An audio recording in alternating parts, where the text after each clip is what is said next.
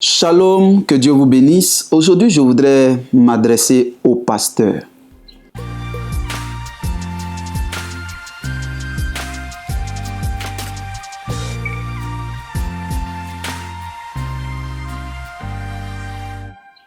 En tant que coach en développement personnel et en éducation financière, je voudrais partager avec les pasteurs comment est-ce que c'est possible de se faire des ressources additionnelles dans le ministère.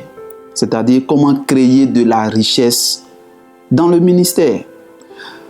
Étant moi-même pasteur, j'ai compris que le ministère, en fait, n'est pas censé nous rendre riches.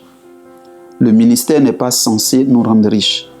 Donc, le ministère n'est pas le lieu, on va dire, d'attendre à ce que les brebis sur lesquelles nous avons été établis fassent de nous des hommes riches.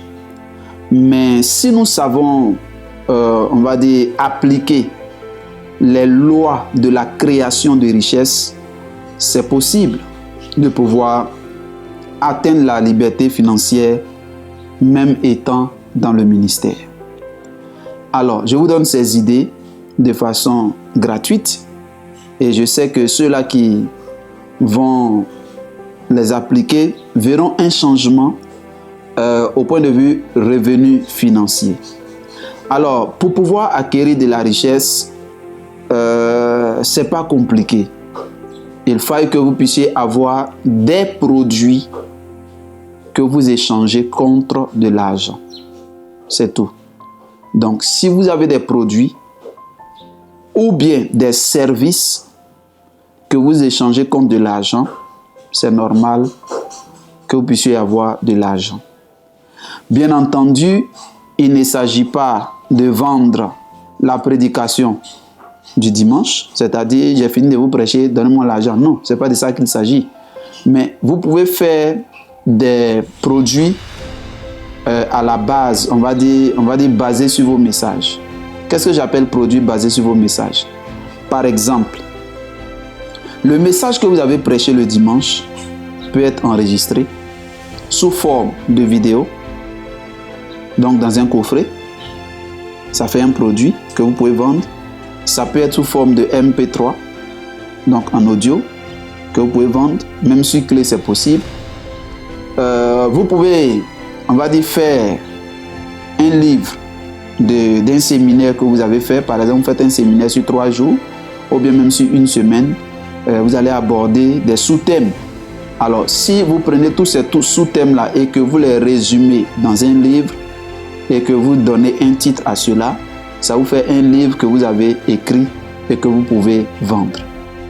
Donc, en tant que serviteur de Dieu, dans le ministère, c'est possible que vous puissiez créer de la richesse en ne faisant pas que prêcher et faire les entretiens, les cures d'âme, les visites, tout ça, le travail pastoral.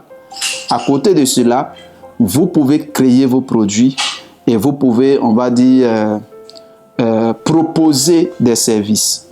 Vous pouvez proposer des services. Peu importe le domaine dans lequel vous êtes appelé, il y a la possibilité de réfléchir et puis créer des services ou bien des produits que vous allez mettre en vente et ça va vous procurer de l'argent. Voilà.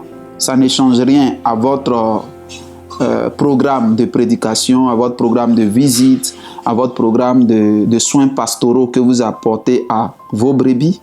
Mais à côté de cela, vous pouvez aussi créer de la richesse grâce à ce que vous allez mettre sur pied comme produit. Et un autre des avantages, c'est que ça va étendre votre ministère. Imaginez-vous que vous avez, on va dire, une prédication qui a été enregistrée sous forme de vidéo et vous avez ça sur un DVD ou bien sur une clé USB.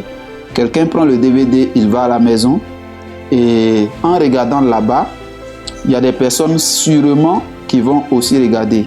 Des gens qui ne sont pas forcément dans votre assemblée qui vont regarder cela.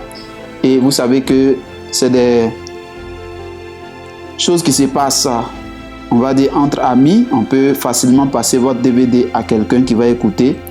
Et puis, ça va se retrouver dans plusieurs domiciles C'est comme si vous étiez en train de prêcher à ces personnes-là alors que ces personnes ne sont pas dans votre assemblée. C'est pareil pour le livre. Si vous avez écrit un livre, votre livre va aller dans les endroits où vous n'êtes pas arrivé. Ça étend votre ministère et puis ça fait que le nombre de personnes qui sont bénies s'augmente, s'accroît. Et vous allez être étonné au ciel d'être récompensé pour un travail que vous allez penser que vous n'avez pas fait. Donc c'est juste mon conseil que je voulais donner aux serviteurs de Dieu un peu partout dans le monde. Que Dieu vous bénisse, courage à vous. C'était le coach Yao Justin, moi-même serviteur de Dieu et étant à la tête d'un ministère qu'on appelle Impact Center. Notre slogan, c'est là où vous recevez de l'impact pour influencer votre génération. Mais ici, je suis en tant que coach en développement personnel et en éducation financière. Shalom chez vous et puis beaucoup de courage dans le ministère.